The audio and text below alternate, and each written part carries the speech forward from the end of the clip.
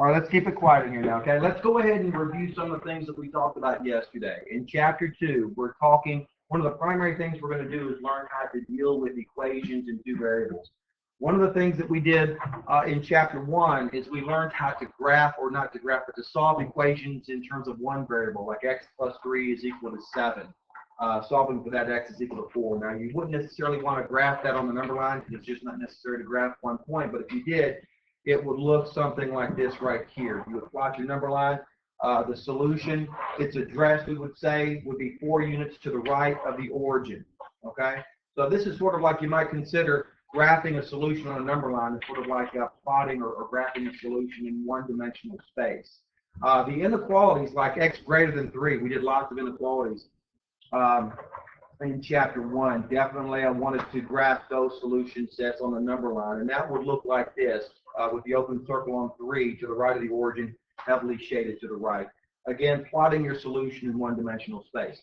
A lot of times, though, in algebra, we have to deal with equations in two variables. And to deal with equations in two variables, to graph those, we're graphing those solutions in what we might call two-dimensional space, or the Cartesian coordinate plane. And we talked about that, first of all, as consisting of your x and your y axes. Your x-axis is your horizontal axis, your y-axis your vertical. Going to the right on the x or up on the y-axis is heading in the positive direction. Down on the y or left on the x is heading in the negative direction. And we also think in terms of 4 different quadrants that the x and y axes divide two-dimensional space into. So we draw our axes and identify some central place as the origin where the axes intersect. In the top right-hand corner, quadrant 1, you see these as labeled 1, 2, 3, and 4 in a counterclockwise direction. Any point in the Cartesian coordinate plane has got an address in terms of an ordered pair. We call it the x-coordinate and the y-coordinate. The x-coordinate always comes first, and then the y-coordinate comes second. So in quadrant number 1, the x, y coordinates are going to carry both positive signs, because to identify any point in quadrant 1, we're going to have to move to the right on the x-axis, which is in the positive direction, and then up on the y-axis in the positive direction there. So any ordered pair is going to, both of the signs on the x and y coordinates are going to be positive. When you move over to quadrant number 2, the addresses are going to be negative on the x and positive on the y, right? And then you move down into quadrant 3, the signs on both your x and y coordinates are negative, negative. I think they'll understand this. And then quadrant 4, positive, negative, positive x, negative y. So you have 4 quadrants here. And so what we might have as an equation that we might need to solve would be something like 2x plus 3y equals 12. This would be an example of 2x to the third plus, or 2x squared plus y to the third is equal to 36.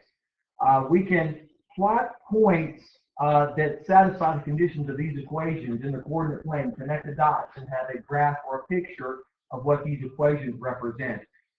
When we're referring to the domain of an equation in two variables, the domain is equal to all of, we're going to say this for right now, just to be a little more concise and to the point for what we'll be doing in the homework section. When you think of the domain, whenever you see in a textbook, when they ask you to list the domain of a given set of points, that's always referring to the first numbers, or in the context of what we'll be doing, the x values that each equation can take on, okay?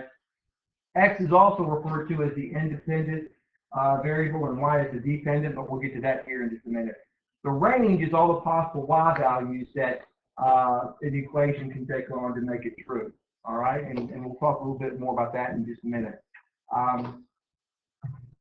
Okay. Okay, to further talk about what is meant by domain and range, if I take these 3 points here, you may see a problem from time to time listed in such a way as you're given these 3 points. And these 3 points on the coordinate plane are perhaps telling you a particular relation. You know, when I'm talking about an equation in terms of x and y, I'm talking about a relationship between the x and y coordinates of any given point in the coordinate plane. And an equation relates specific x's with specific y's. So we would refer to equations like 2x plus 3y is equal to 12, or 2x squared plus y to the third equals 36. as a relation, okay? So because they express a relationship between x and y. And the domain are all the x values, the ranges are all the y. Now, if I give you these three sets of points here, let's say 1, 4, 2, 5, and 3, 6. And I tell you to list all of the elements of the domain of these 3 points here. You would list the x coordinates, 1, 2, and 3, okay? That would be the domain of these 3 points right here. The range would be the y coordinates, 4, 5, and 6. Now, I might want to list those in a column just to kind of help lay the foundation for what I want to talk about next. If I take all the elements of the domain and all the elements of the range and write them into an oval so that I have, 1, 2, 3 here, 4, 5, 6 here for the range. I would say that 1 maps onto 4, 2 maps onto 5, and 3 maps onto 6. So that's another way to express what I mean by, these 3 points right here, their addresses. And you can see right here, there's a one-to-one correspondence. If I come down here and let's say I were to give you these 3 points here, 1, 4, 2, 4, and 3, 5, and it's the same type of thing, listed the elements of the domain in a column, 1, 2, 3, the elements of the range. Notice I don't need to rewrite 4 twice over here in the range. All I need to do is list each element that I see, no matter how many times it's used. If I see the number 4, I'm just going to list it 1 time here. Now, when I try to draw my arrows here to show how the numbers of the domain map onto the elements of the range, you can see that both numbers 1 and number 2 both map onto number 4. That's okay. That can happen. And number 3 maps on to number 5, to the number 5, the y coordinate 5. If I have a relation that's defined like this, let's say I've got these 3 points, 1, 4, 1, 5, and 2, 6. Again, the elements of the domain are simply 1 and 2. I see 1 listed twice, but I've only got to write it once, and I'm expressing it like this. The range elements, 4, 5, and 6. And when I draw my arrows to map the elements of the domain onto the elements of the range, you can see 1 maps onto 4, 1 maps onto 5, and 2 maps onto 6. So what you're looking at here in these 3 situations. All right, now the point that I want to make in these 3 sets, or these 3 examples that I just made, is when we pair the elements of the domain over with the elements of the range, one of 3 situations is going to develop here. We're either going to have a one-to-one correspondence of the elements of the domain with the elements of the range, which is what we have here. Or you may have a situation where you have certain elements of the domain paired with the same element of the range. That sometimes will happen. And sometimes you have certain elements of the domain paired with different elements of the range, and that's what we were looking at right here. Now, all 3 examples represent examples of relationships or relations between these sets of numbers, the elements of the domain with the elements of the range, the x and the y values. Only the first 2, though, this one right here and this one right here, also carry an added dimension, a subset of all relations between x and y values, or elements of the domain with elements of the range. Mathematicians refer to as functions. If I can take any element of the domain and pair it with exactly 1 element of the range, all of those types of equations or relations between sets of numbers are a subset of all relations in general that we call functions. All right? Now, another way to tell graphically whether or not an expressed relationship, we'll say, between x and y values is whether it is a function or just a, generally speaking, just a relation, would be what we call our vertical line test. Now, with my vertical line test, what I want to do here is this. If I have, let's say, a graph of what is called a parabola right here, and there's a specific equation that would express a relationship between x and y values that would look like this when I graph it. If I graph an equation and it looks something like this, and I can use my vertical line test, anytime I draw any vertical line throughout the entire graph pictured here, if it only intersects the graph 1 time, then what you're looking at is a relation. Okay, so this would be an example this would be an example of a function. So this particular equation, the picture of the graph of a parabola that opens up in the positive direction along the y-axis. Sometimes you might get a parabola or any equation, let's say, doesn't quite obey that rule. This is an example of a parabola that opens up in the positive direction on the x-axis. Now, when I draw my vertical line and use my vertical line test on this graph, as you can see, it passes through the graph many times in two places. Only one time does it pass through it at one time, and that's the vertex right there of the parabola. But the vertical line test, it fails here, all right? Now, if I have any kind of an equation where I have a situation where, I have, let's say, a line, any line. If I draw the graph of any line, we're going to talk about this a little bit more in a minute, all right? Most of the time, your equations for lines, which are called linear equations, and that's what section 2 of chapter 2 really gets into. Most of the time, these equations also qualify as functions because as you use the vertical line test here, as you can see, they will intersect the line in only one place. So there's one type of a line that is considered a relation and not a function, and that would be an equation, let's say, that would be pictured something like this. I have this equation, x equal to 3. If I were to graph x equal to 3, the way I would do that is I would go out to 3 units along the x-axis, draw a vertical line parallel to the y-axis. Any vertical line would fail the vertical line test. There would be a vertical line that intersects that line in every single point that exists. So for infinity. So anything that is labeled as x is equal to 3, that would be an example of a line that would be a relation and not a function. If I have an equation such as this, y is equal to 3, how would I graph something like that? I would start at my origin, count up 3 units along the x or the y-axis, draw a horizontal line parallel to the x-axis. This one is a function, okay? So this one is, and this one is not a function. Okay? They're both relations. They both express relationships between x and y, but only y is equal to 3 is a function because it passes my vertical line test. All right, any vertical line that I draw in here is going to be pass through that line just one time. Okay, now into section 2.2. We're talking about linear equations. We got a definition for what qualifies as a linear equation and what does not. You can read this here. Linear equation has no operations other than addition, subtraction. You can read the rest of that. We talked about this yesterday. And y'all can pause the recording anytime you want to stop it or re-listen to any part of it. Got some examples here. These are in the textbook, actually. I didn't make these up. These are actually in your textbook. Examples of what are called linear equations and what's not. Okay? So keep these in mind. All right? Any second degree equation, like this one here, it's called second degree because it's got a term with an exponent of a 2. This one here is an example of a second degree equation as well.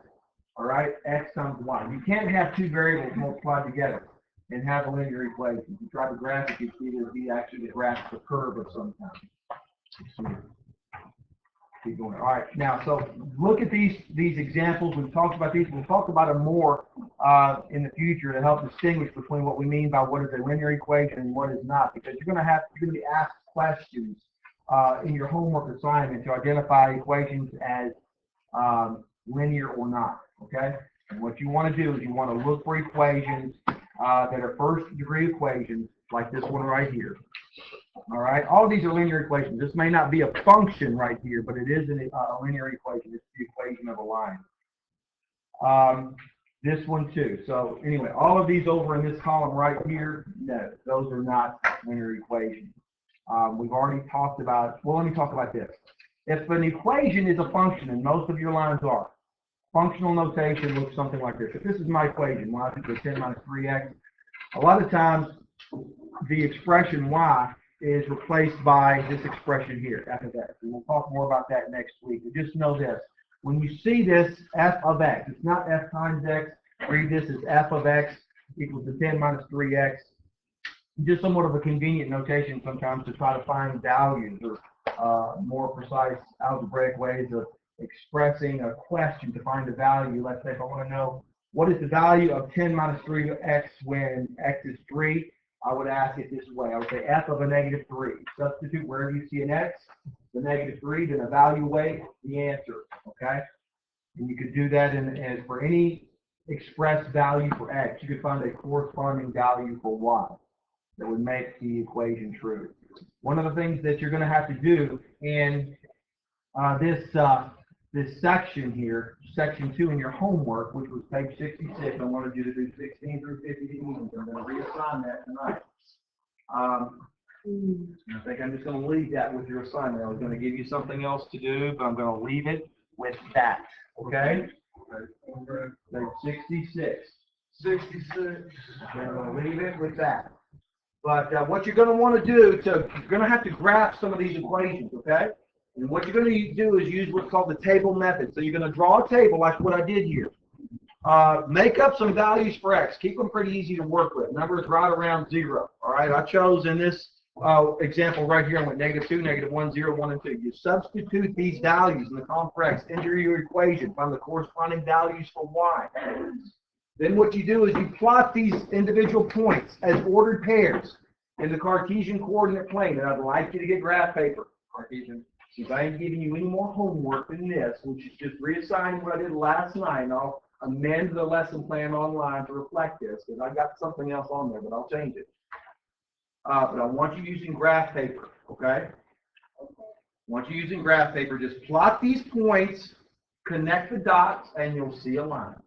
If you don't see a line, something went wrong with your algebra when you were figuring out what these ordered pairs look like, okay?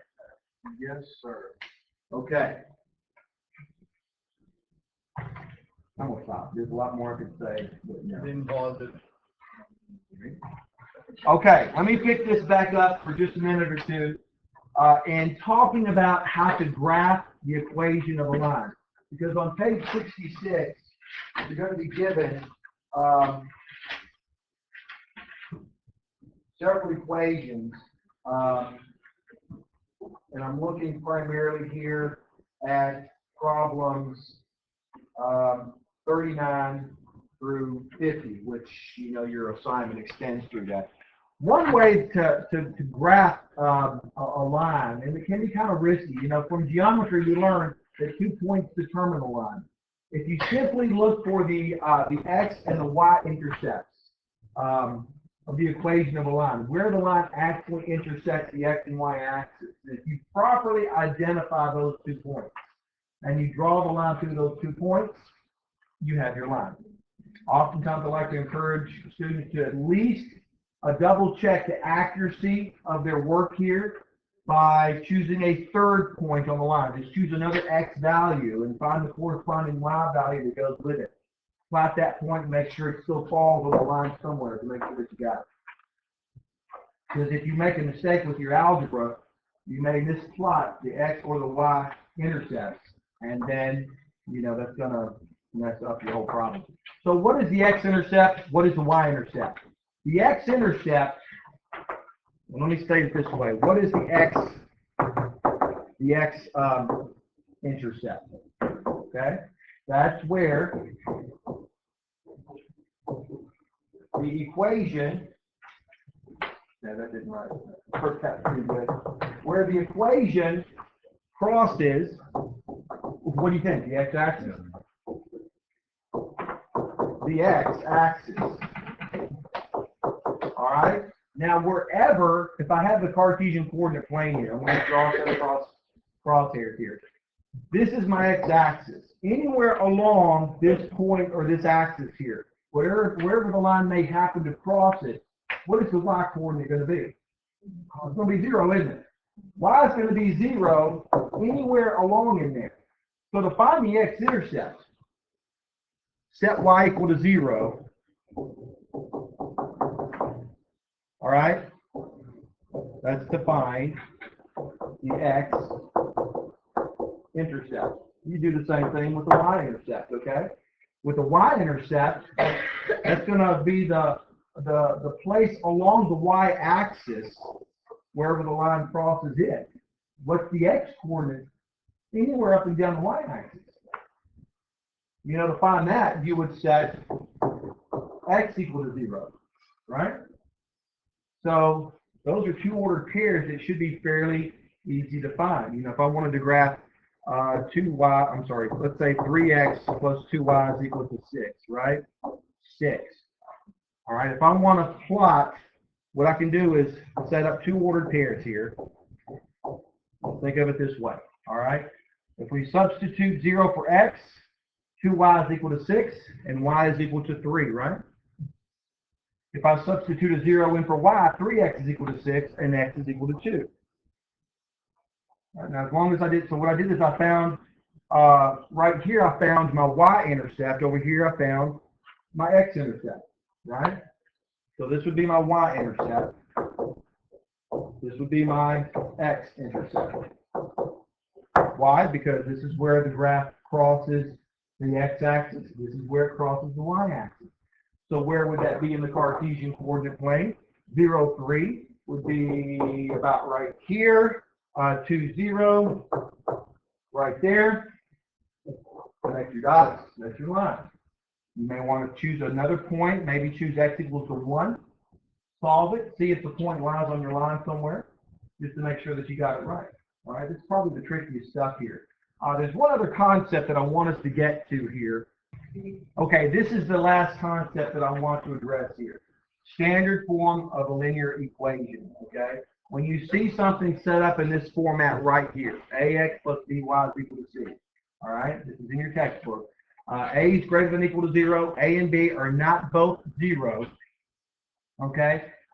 Sometimes you'll have linear equations written like this, and what you'll have to do is rewrite them in what is called standard form, which means you want your x and y terms on the same side of the equal sign and the constant value by itself. So what do? I'm going to add 2x to both sides here. Okay, and when I do that, then I end up here. 2x plus y is equal to 3. And it's customary to put the x first. All right. That is, now if you have an equation that looks like this, f of x is equal to 2x plus a negative 2x plus 3. It's the same equation as y is equal to a negative 2x plus 3, really. Replace f of x with the letter y, and then continue to rearrange the terms the way I did here, all right? Now, I want you to remember this. The coefficient of A must be a positive number and an integer. B needs to be any kind of an integer, positive or negative.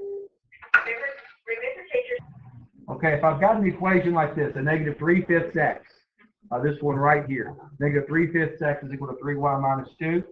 I cannot have fractions as coefficients of my variable to put it in standard form anyhow.